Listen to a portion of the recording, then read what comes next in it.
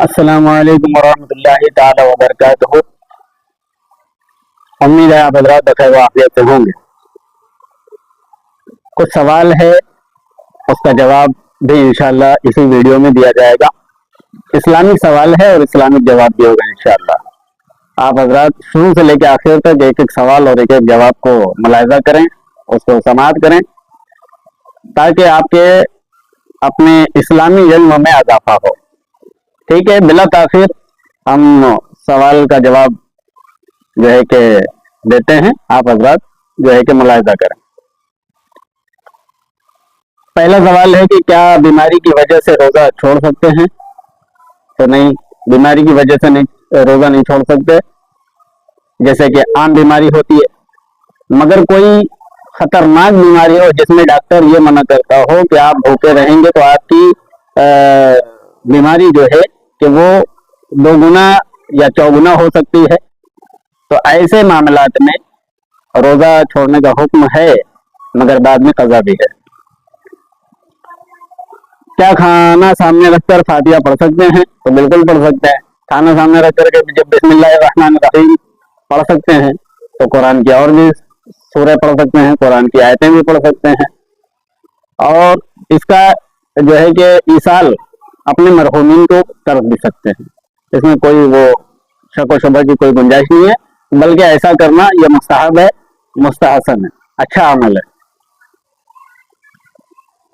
آج کل مارکیٹ میں جو نقاب چل رہا ہے، یہ کیا یہ نقاب ہے؟ تو بالکل آج کل جو مروجہ فیشن کے طور پر جو نقاب چل رہا ہے، اس کو نقاب نہیں کہتے، بلکہ اس کو بے حیائی کا سامان کہتے ہیں۔ نقاب اسے کہتے ہیں جس کو پہننے کے بعد خاتون کی عمر کا اندازہ نہ لگایا جا سکے، اسے نقاب اور حجاب کہتے ہیں۔ باقی آج کل ایسا نقاب چل رہا ہے کہ سامنے والا نہیں دیکھنے کے موڈ میں بھی ہوگا تو بھی پلٹ کے دیکھے گا، تو یہ بے حیائی کا سامان ہے، نقاب نہیں ہے۔ زکوٰۃ کا حقدار کون ہے؟ زکوٰۃ کا حقدار بیوہ ہے، یتیم ہے، لنگڑا لنگڑا اپاہج ہے، معذور شخص ہے، بہت زیادہ غربت والا گھر ہے، تو یہ لوگ جو ہے زکوٰۃ لینے کے حق رکھتے ہیں، ان کو زکوٰۃ دینا چاہیے۔ اور مدرسے میں بھی زکوٰۃ آپ اپنی دے سکتے ہیں۔ مالک نصاب کسے کہتے ہیں؟ مالک نصاب اسے کہتے ہیں جس کے پاس 52.5 تولہ چاندی ہو، یا 7.5 تولہ سونا ہو، یا اتنی مال خریدنے کا، یہ سونا چاندی خریدنے کا اتنا رقم رکھا ہو، تو بھی آپ جو ہے مالک نصاب ہے۔ زکوٰۃ صحیح طریقہ سے نہ دینے والے کے لیے کیا حکم ہے؟ جو لوگ زکوٰۃ صحیح طریقے سے نہیں دیتے ہیں وہ بہت بڑے گنہگار ہوتے ہیں، اور اگر وہ کچھ زکوٰۃ دیتے ہیں کچھ باقی رکھ لیتے ہیں تو ایسے میں ان کی زکوٰۃ ادا نہیں ہوتی، تب بھی وہ گنہگار ہوں گے۔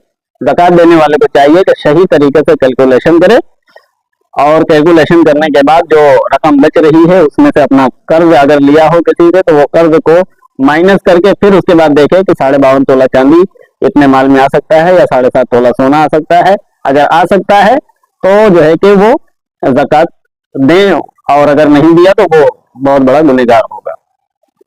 مال غنیمت کسے؟ مال غنیمت اسے کہتے ہیں اسلامی اور کفر کے درمیان جو جنگ لڑی جاتی ہے، جیسے میرے آقا کریم علیہ السلام کے زمانے میں جو جنگ لڑی گئی، اور اس میں جو لوگ ساز و سامان لے کر کے آئے تھے، اس ساز و سامان جنگ ختم ہونے کے بعد اپنے قبضے میں رکھ لینا، اس کو مال غنیمت کہتے ہیں۔ اور مال غنیمت کا کھانا حرام نہیں ہے، بلکہ حضور نے ایسا کیا ہے۔ سوال: میرے شوہر مجھ سے بہت ناراض رہتے ہیں، کیا کیا جائے؟ ارے ٹھیک ہے، آپ کے شوہر آپ سے ناراض رہتے ہیں تو آپ کو چاہیے کہ کچھ اپنے اندر بھی جو ہے کہ خامیاں تلاش کریں، اس کو سدھارنے کی کوشش کریں۔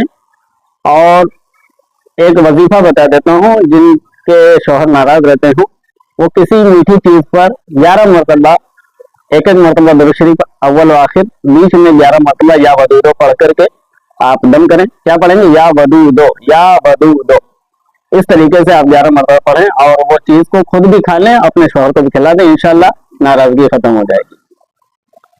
ایک سوال ہے، کتنے روپے پر کتنی زکوٰۃ بنتی ہے؟ تو بھائی 100 روپے پہ 2.5 روپیہ زکوٰۃ ہے، اسی حساب سے آپ کیلکولیشن کرتے چلے جائیں۔ جیسے کہ 10,000 پہ 250 روپیہ زکوٰۃ ہے، है ना, 1 लाख पे 2,500 ज़कात है। इस तरीके से आप कैलकुलेशन करते चलेंगे। नमाज में तकबीर तहरीमा भूल जाने पर क्या करें? नमाज में तकबीर तहरीमा अगर भूल गए और पूरी नमाज पढ़ गई तो नमाज पढ़ने वाले को चाहिए कि उसकी नमाज हुई, वो अपनी नमाज को दोबारा से दोहरा ले, क्योंकि तकबीर तहरीमा फर्ज है। हमारे शौहर बहुत मारते हैं, हम क्या करें बताइए। ठीक है, अल्लाह तबारक व तआला आपके शौहर को अक्ल सलीम अता करे। मैं आपसे ये कहना चाहता हूँ कि अगर आपके शौहर बहुत ज्यादा मारते हैं बगैर उज़्र शरई के, तो आपको चाहिए कि उनके सामने मिन्नत तो मजबूरी करें, उनसे जो है कि अपील करें कि वो ऐसा जुल्म न करें। और उसके बावजूद भी अगर वो मारते हैं तो आपसे गुजारिश करता हूँ कि आप सब लोग तहम्मुल से काम लें और किसी मीठी चीज को ले लें और उस पर आप जो है 11 मरतबा या बदूदो या बदूदो या बदूदो अव्वल व आखिर दरूद शरीफ पढ़ करके उनको रोजाना 11 दिन तक खिलाएं। इंशाअल्लाह अज़ीज़ आपस में बहुत ज्यादा इत्तेफाक व इत्तेहाद, प्यार मोहब्बत पैदा हो जाएगी।